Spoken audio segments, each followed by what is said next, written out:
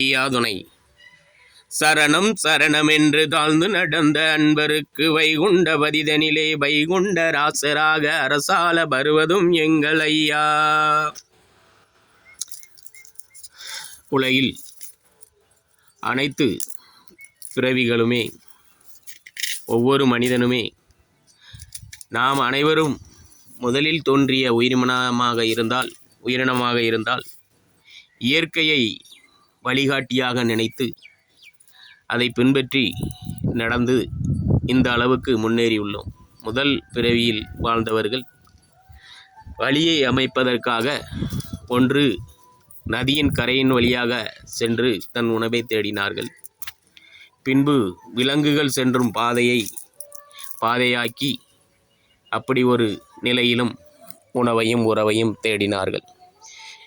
அதுபோலத்தான் இந்த உலகில் ஒன்றை ஒன்று சார்ந்து இவ்வளவு தூரம் உயர்ந்து உள்ளோமே தவிர எவரொருவரும் தன்னிச்சையாக ஒரே நாளில் உயர்ந்தது கிடையாது. அதற்காகத்தான் ஐயா இந்த உலகில் நமக்கு முன் பிறந்தவர்களை எல்லாம் ஒருவித மதிப்பு மரியாதையோடு நினைத்து வாழ்ந்தால் சரணம் சரணம் என்று தாழ்ந்து நடந்த அன்போருக்கு வைகுண்ட பதிதனிலே வைகுண்ட ராசராக அரசால வைப்பேன் என்று சொல்வதும் எங்கள் ஐயா.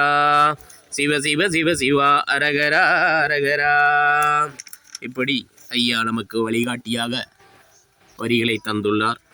அடுத்து முடுக்கன் தலையறுத்து மேகவர்ண வட்டும் சூடி வைகுண்ட பதிதனிலே வைகுண்ட ராசராக அரசால்வதும் எங்கள் ஐயா. சிவ சிவ சிவ சிவா அரகரா அரகரா. இந்த உலகில் ஒவ்வொருவரும் ஒவ்வொரு விதமான உழைப்பையும் ஒவ்வொரு விதமான செயல்களையும் செய்து வருகிறோம்.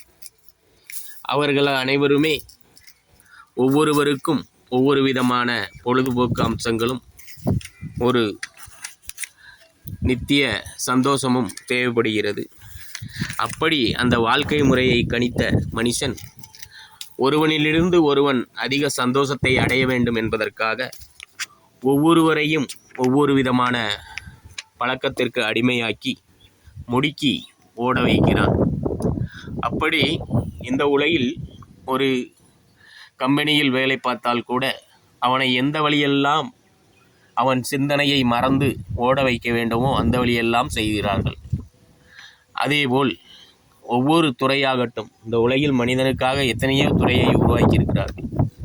அப்படி காவல்துறையில் இருந்து மந்திரி சபை துறைகள் வரை மனிதனுக்கு தேவைப்படும் அத்தனையையும் மனிதன் அடைவதற்கு நாயோட்டம் பேயோட்டமாக முடுக்கி விடுகிறார்கள்.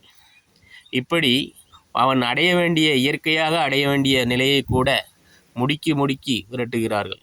அப்படித்தான் இந்த உலகில் கலப்படத்தை கலந்து மனிதன் நோயாளியே ஆனவுடன் அவனை என்ன பாடுபடுத்தினார்கள் என்று தெரியும். இந்த இந்திய உலகில் எந்த ஒரு கிருமியும் ஒரு அடிக்கு மேல் பரவாது.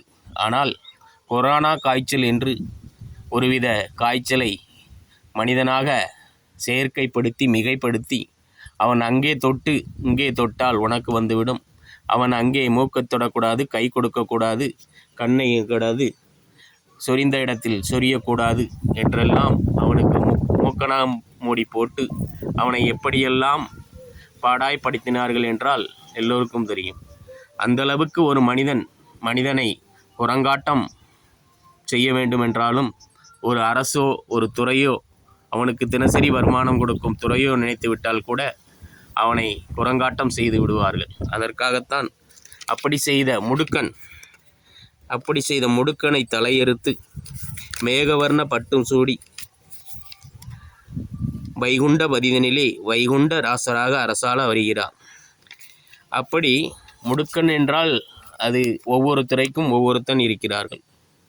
இப்படி ஒரு ரேஷன் பொருள் வேண்டுமென்றால் கூட அவன் செய்த தடுப்பூசியை போட்டால் என்கிற நிலைக்கு நம்மளை அடிமைப்படுத்தி விட்டார்கள். இயற்கையில் அறிவாளியாக இருந்த மனிதன் இப்பொழுது ஒவ்வொரு கட்டுப்பாட்டுக்கும் முடங்கி முடுக்கனாக வாழ்ந்து கொண்டிருக்கிறான். அதை தான் ஐயா கூறியிருக்கிறார்.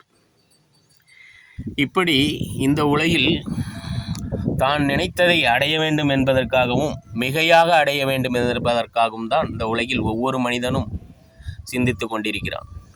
நாம் குறைந்த வேலை பார்த்தாலும் சரி, அதிக சம்பளத்தில் பார்த்தாலும் சரி, ஒவ்வொரு மனிதனுக்கும் அவனவன் துறையில் எப்படி அடிமைப்படுத்தி தன்னுடைய ஆதாரத்தை பெருக்க வேண்டும் என்கிற சிந்தனை இருக்கிறதே தவிர, வாழ்க்கை முறை என்றால் காலையில் ஒரு உணவு, மாலையில் ஒரு உணவு, இரவில் ஒரு உணவு, அந்த உணவில் தோன்றும் ஊன் கழிவு ஒரு ஆணுக்கு பெண் வழியாகவும் ஒரு பெண்ணுக்கு ஒரு ஆண் வழியாகவும் வெளியேறினால் அவன் நோயின்றி வாழலாம் என்பதை சிம்பிளாக சொல்லிக் கொடுக்காமல் இவனை போதைக்கு அடிமையாக்குவது போல் பெண் போதை, பொருள் போதை, மண் போதை என அனைத்திலும் போதையை ஏற்றி வைத்து எதற்கும் ஒரு சீரான கோட்பாடுகள் இல்லாமல் யார் யாருக்கு எந்தெந்த பொருள் உண்டுமோ அதற்கெல்லாம்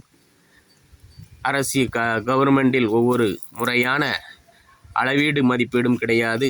நிலமென்றால் அதற்கு முறையான துறைகள் கிடையாது.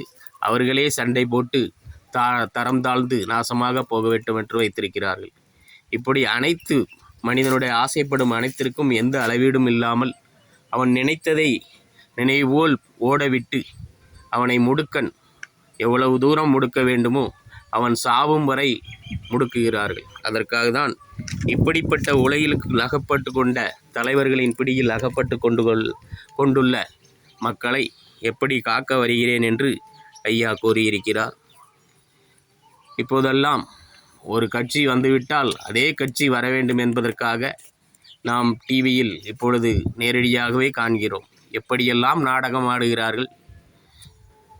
சாமி பெயரை மதத்தின் பெயரினாலும் சாதியின் பெயரினாலும் இப்படி எத்தனையோ வித கண்காட்சி முறையினாலும் இவன் அங்கே தண்ணீர் திறந்து விடு என்பான், அவன் மாட்டேன் என்பான்.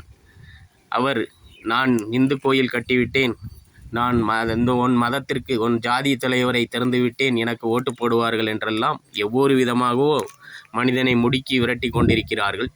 அப்படிப்பட்ட நிலையை அவர்களுடைய அதிக ஆசையுடைய நிலையெல்லாம் முடுக்கன் தலையறுத்து மேகவர்ண பட்டும் சூடி வைகுண்டபதியிலே வைகுண்ட ராசராக அரசால வருவது உறுதி ஐயா உண்டு. இப்படி இந்த உலகில் தர்மயுகம் வளர வேண்டும் என்பதற்காகத்தான் ஐயா உகப்படுப்பு வரிகளை உங்களுக்கு புரியும்படியாக கலியுக நீசன் சொல்ல மறுத்ததால் இப்பொழுது அனைவரும் எல்லை தாண்டி விட்டதால் நாமும் உங்களுக்கு புரியும் விதமாக சொல்லி வருகிறோம். அதை அனைத்து மக்களுக்கும் அறியும் வண்ணம் நீங்கள் சப்ஸ்கிரைப் செய்து அனைவருக்கும் அனுப்பி வையுங்கள். உங்களுக்கு தெரிந்த நண்பர்களுக்கு ஐயா உண்டு.